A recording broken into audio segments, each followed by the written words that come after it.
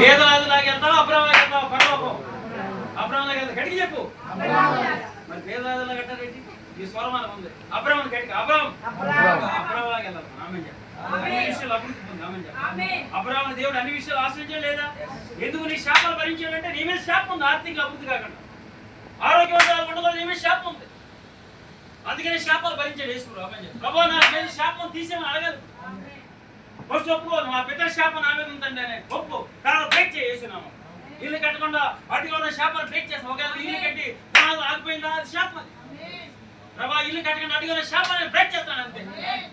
నెల రోజులు చేయండి, ఇల్లు పూర్తి అయిపోతుంది. మన సంఘంలో ఒకళ్ళు అంటే వేరే సంఘస్థులు మన ఊరు వచ్చారు. అలా పునాది తీసుకున్నారు. అప్పుడే వేరే సంఘానికి వెళ్ళి కూడా ఆ సంఘంలో ఏదో పైన పాస్ గారి ప్రాబ్లం అవుతూ మన సంఘానికి వచ్చారు. అప్పటికే పునాది 7 సంవత్సరాలు అయిపోయింది. అలా అన్నారంట అందరూ. అన్ని జరిగింది 7 సంవత్సరాలు అయిపోయింది. ఇది పీకేది పునాది ఎవడాడు చెప్పుకున్నాడు వాళ్ళను లేదు. ఆ పునాది మీద పాప మన ప్రార్థన పెట్టి శాపాలు వెళ్ళకూడదు, మీకు కట్టబడుతుంటే అలాగ 2-3 వారాలు పెట్టేదానికి ఆయనకి ఎప్పుడో రావాల్సిన డబ్బులు 45,000 వచ్చినాయి. ఆమె చెప్పండి 35,000 దాంతో పెట్టిన ధరం కట్ట. ఆమె చెప్పడగట్టి ఇప్పుడు బంగారులో ఉన్నారు భార్య భర్తలు. హల్లు చెప్పడగట్టి అమ్మాయి వింటున్నారా? మీ మీద ఉండేది శాపమా పాపమా? శాపం అనేది వెనుకొట్టాలో వద్దా? చూడ ఒక మూలం, దీనికి ఒక మూలం రూట్ గా చెప్తానంటే నువ్వు ఏ సమస్యలో ఎక్కువ ఇబ్బంది పడతావు అది శాపం. నీ పెళ్ళి అవుతలేదా? శాపం. పెళ్ళైనా సరే ఏ మోసగాడు వచ్చాడో అది శాపం. పెళ్ళైన తర్వాత పిల్లలు పుడతాలేదా? చెప్పండి, పూజ చేయండి గట్టిగా. శాపం. ఒకవేళ పిల్లలు పుట్టినా అడే గుండు చెప్పినాడు పుట్టాడా? అదే శాపం. పాపం కాదు, కర్మ కాదు. ఏమంటారు దాన్ని? నీ ఆస్తి అంతా కోట్ల పాలైపోయిందా? నీ ఆస్తి ఎవడో తినేసాడా? నువ్వు సంపాదించిన డబ్బు నీ చేతిలో ఉండలేదా? అప్పు చేసి తప్పులేదు, ఇది అవసరం కోసం. కానీ అప్పు తీర్చలేకపోతున్నావా? అప్పు తీర్చలేక ఇల్లు కూడా అమ్మేయాలి, పొలాలు కూడా అమ్మేయాలి అనుకున్నావా? ఏంటది? చూసారు, అర్థమైందా? పరిచయం అభివృద్ధి అవ్వకపోవడం శాపం. చెప్పాడుగా ప్రభు. ఎప్పుడైతే 29లో ఉపవాసం ఉన్నానో ఆ శాపాలు నెమ్మదిగా విరగొట్టుకున్నాను. 29 ఇక శాపాలు మీద యుద్ధమే. అలాగే చెప్పండి. ఇక అప్పుడు కొంచెం స్ట్రాంగ్గా ఉన్నాం కనుక ఇక భయంకరమైన ప్రార్థన అన్నమాట. దేవుని స్తోత్రం చెప్పండి. అదే ప్రార్థన ఈయన కూడా చేశాడు. దీనికి పట్టాడు తక్కువ సమయం. ఆమె చెప్పండి. మీ మీద కూడా శాపం ఉంటుంది. మీరు దేవుళ్ళకి వచ్చాక నీతిగా బతుకుతున్నారు, పరిశుద్ధంగా జీవిస్తున్నారు, నాకు తెలుసు. కానీ మీ పితర శాపం అనేది ఏంటంటే వాడు చేసిన విగ్రహార్థం, వాడు చేసిన ఆ లైంగిక పాపం, వాడు చేసిన ఆర్థిక మోసాలు, మేము ఈ 3 కూడా బలంగా పనిచేయాలి. అర్థమైందా? దావీదు కాలంలో కరువు వచ్చిన 3 రోజులు వరుసగా ప్రార్థన చేశాడు. ఏంటి ప్రభు కరువు అంటే? ఇదిగో యెహోషువ కాలంలో గిబియోనుతో ఇశ్రాయేలు నిబంధన చేశారు. అది సౌలు రాజు అయినప్పుడు ఆ గిబియోని చంపించేశారు. ఆ చంపించడం వలన ఇప్పుడు పంట పండలేదని చెప్పాడు. ఆమె చెప్పారు. మీరు మాట్లాడరా? ఇలాంటి ఉదాహరణలు ఎన్నో ఉన్నాయి. హల్లు చెప్పండి గట్టి. సౌలు పరిపాలన చేయండి. దావీదు కాలంలో 3 సంవత్సరాలు వరుసగా కరువు రావడం ఏంటి? ఇది పితర శాపం కదా? మీరు మాట్లాడరే? హల్లు చెప్పండి గట్టి. ఎంతమందికి అర్థమైంది? శాపం ఉంటుందంటారా? పరిచర్య అభివృద్ధి అవ్వకపోవడం శాపం. అమ్మ అంటారా? పరిచర్య ఆర్థికంగా అభివృద్ధి అవ్వకపోవడం శాపం. మీరు ఎంతమంది ఏం చేసేవారు పని? నెల జీతం వచ్చిందిగా, చూసారా? సాగుకులు ఎవరు కూడా ఉద్యోగమో లేకపోతే ఏదో కంపెనీలో పోనో వ్యాపారమో వ్యవసాయమో ఏదో వదిలిపెట్టుకుని వస్తారు. ఆమె చెప్పండి. పని మానుకుని ఎవరు రారు. అందుకనే ప్రభు అన్నాడు, ఏదైతే దాన్ని నా మీద విడిచిపెట్టి వాళ్ళకి నూరంతా కావాలంట. ఆమె ఈరోజు సాగులు రావట్లే. కారణం ఏంటి? తప్పుడు బోధ. ఏ బోధ?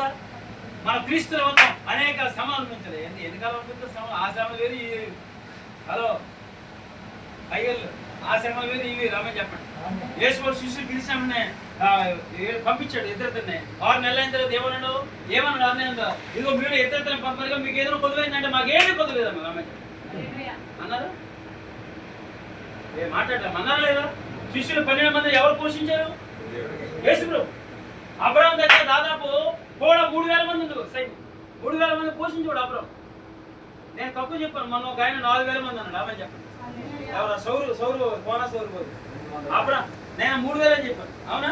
ఆయన చెప్పాడు యూట్యూబ్ లో అబ్రహాం కూడా 4,000 మంది ఉండేవారండి. ఆమె చెప్పండి. ఈ 4,000 మంది ఎవరు పోషించాలి? దేవుడు కదా, అబ్రహాం. ఇక మాట్లాడమ్మా. ఈ రోజు చుట్టం వచ్చి 3,000 ఉంటే ఇక మనం మాకు వికారం అయిపోతుంది. పోషించలేం. చెప్పండి, నీకు అబ్రహాం ఆశ అని చెప్పి నాకు ఏది కొదువు అని చెప్పి బ్లెస్సింగ్ అబ్రహాం ఆమె చెప్పండి. అబ్రహాం ఎంతమంది పోషించేవాడు? అందుకని అబ్రహాంలో దిన కొలువు వచ్చిందంటే కారణం ఏంటో ఒక్కడి గురించి కాదు, 4000 మంది ఉన్నారు కొలువు వచ్చింది. అందుకే ఈ రోజు నీ ఇంట్లో కొలువు ఎందుకు వస్తుంది తెలుసా? శాపం నీ మీద. అమ్మ ఏముంది?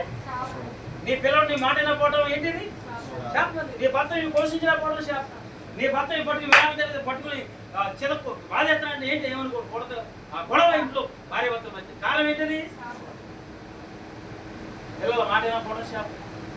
పిల్లలు చదువుకోకుండా మధ్యలో చదువు ఆగిపోవడం శాపం. వాళ్ళ ప్రేమ వాళ్ళు చేసి వెళ్ళిపోవడం శాపం. ఈ లోకంలో కనపడే ప్రతిదీ శాపమే. అది కర్మ కాదు, ఏం కాదు, శాపం అది. ఆ శాపం ఎవరి ద్వారా వస్తుంది? నీ ద్వారా కాదు, నీ పిల్లలు చేసేది కాదు.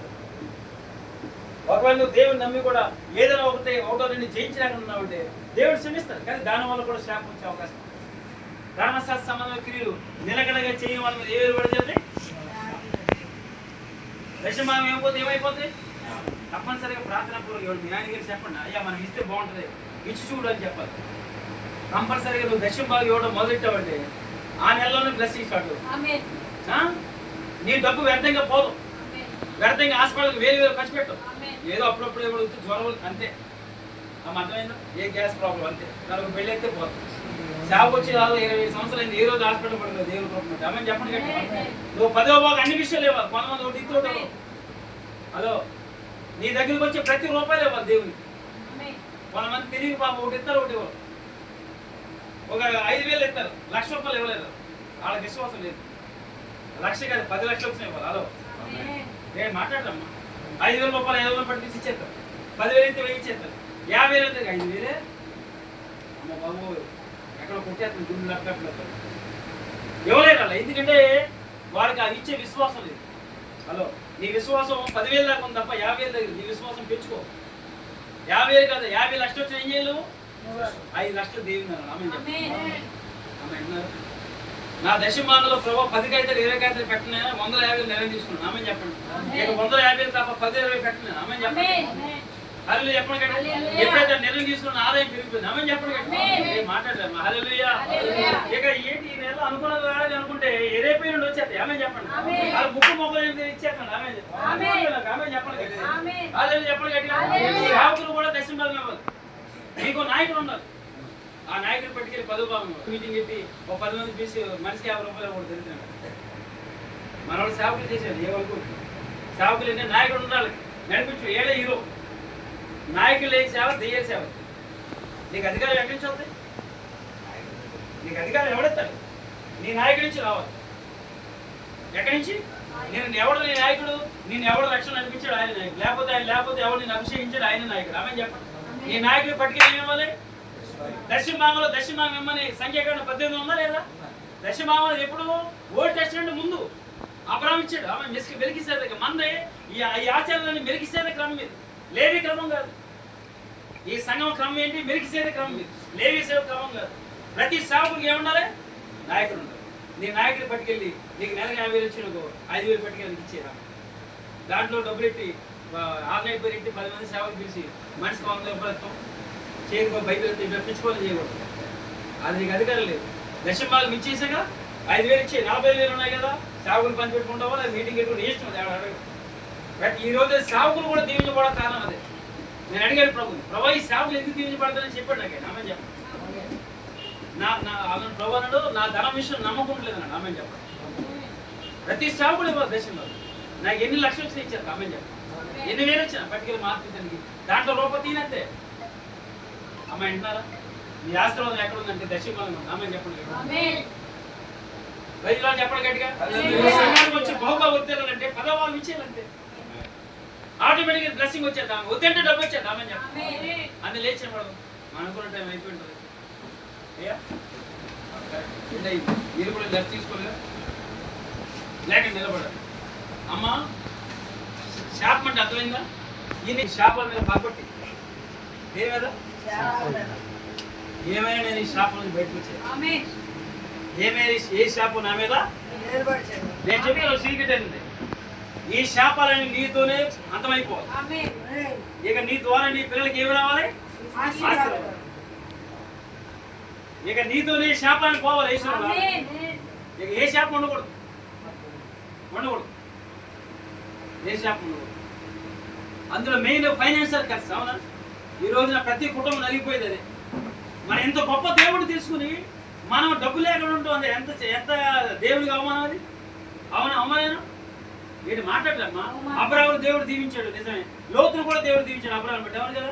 ఇస్సాకును దేవుడు దీవించాడు చెప్తాం. యాకోబును దీవించాడు. యేసేపు మరి ఆ యేసేపు దేవుడు ఏమయ్యాడు? నువ్వు నమ్మింది ఆ దేవుడు కదా, వేరే దేవుడా? ఆది అపోస్తలుడు కూడా డబ్బు ఇస్తామని డబ్బు పాదాలు పెట్టారు లేదా? పెట్టారు లేదా? అంటే డబ్బు ఉండటం పాపం కదా. నువ్వు మారు మనసు పొందకపోవడం పాపం. నీ మైండ్ సెట్ మార్చుకోకపోవడం పాపం. ఎంత డబ్బు వచ్చినా సరే నీ మైండ్ సెట్ మీరు కదిలిపోకూడదు. ఆమె చెప్పండి. పునాది వేసుకున్నప్పటి నుంచి ఆమె చెప్పండి. ఇప్పుడు నా చేతికి ఎన్ని లక్షలు ఇచ్చినా నేను సంఘానికి మాన్న. ఆమె చెప్పండి. ఆదివారం మాన్నయ్య. ఆమె చెప్పండి. నీ పని నేను మాన్నదండి. ఆమె నువ్వు దీవించబడాలంటే 3 ఇవ్వాలి దేవుడికి. 3. ఒకటి నీ సమయం, రెండోది నీ బలం, మూడోది నీ డబ్బు. ఎన్ని ఇవ్వాలి గుర్తించుకో. ఒకటి సమయం ఇవ్వాలి దేవుడికి. ప్రతిరోజు కనీసం 1 గంట తగ్గకుండా ప్రార్థన చేయాలి. దానియేలు దీవించబడ్డాడు కారణం అదే. ఆ రాజు అయ్యండి, కింగ్ అయ్యండి, రాష్ట్రపతి అయ్యండి, రోజు 3 గంటల 3 సార్లు ప్రార్థన చేసాడు. దానియేలు చేసాడు లేదా? ఓ సమయం, నీ సమయం దేవుడికి ఇవ్వాలి. రెండోది నీ యొక్క బలాన్ని దేవుడికి ఇవ్వాలి. ఏదైనా మీటింగ్స్ పెట్టినప్పుడు, మందిరం కట్టేటప్పుడు వచ్చి పని చేయాలి. మూడోది నీ డబ్బు దేవుడికి ఇవ్వాలి. నువ్వు దేవుడికి ఇస్తామంటే అర్థం ఏంటి చేసా? ప్రభావ నేను నిన్ను ప్రేమిస్తాను లేక ఇవ్వట్లేదంటే నిన్ను ఇంకా నడిపించే డబ్బే.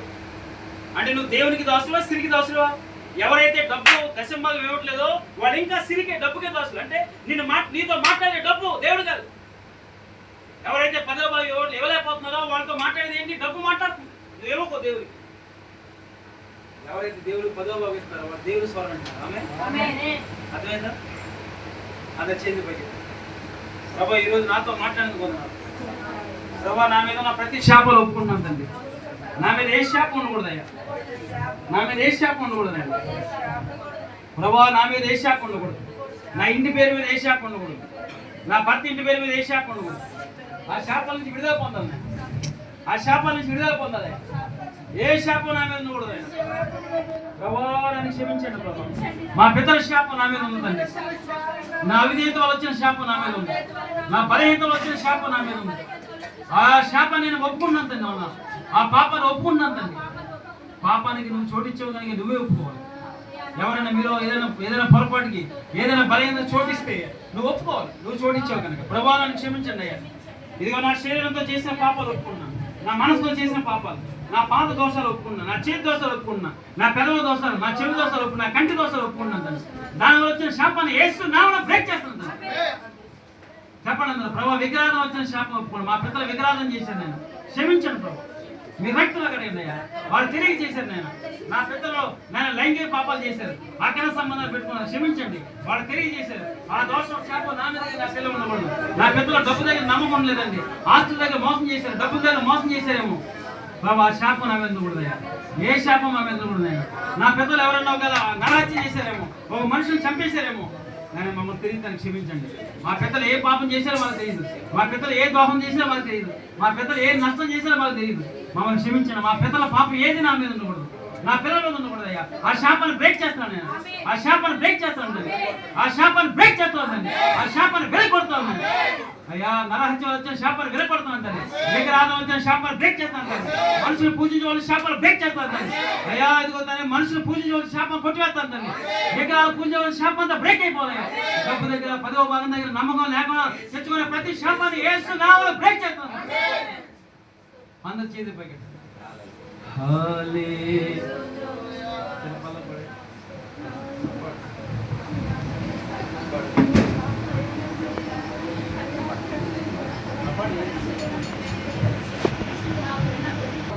పొందుకున్నారు. అదే దేవుడు మీకు కూడా చెప్తున్నాడు. మాకే దేవుడు, మీకు అదే దేవుడు. ఈ లోకానికి అంతటికి అదే దేవుడు. మాకేం చేశాడో మీకు అదే చేస్తాడు. అంతకంటే ఎక్కువగా కూడా చేయగలడు. అందుకే దేవుడు మనల్ని ఎంతగానో ప్రేమిస్తున్నాడు. చాలా ప్రేమిస్తున్నాడు. ప్రాణం ఇచ్చాడు. ఇవన్నీ అడిగితే నీకు ఇవ్వకుండా ఏమన్నాడు? నీకోసం ప్రాణం పెట్టింది దేవుడు. ప్రార్థించు.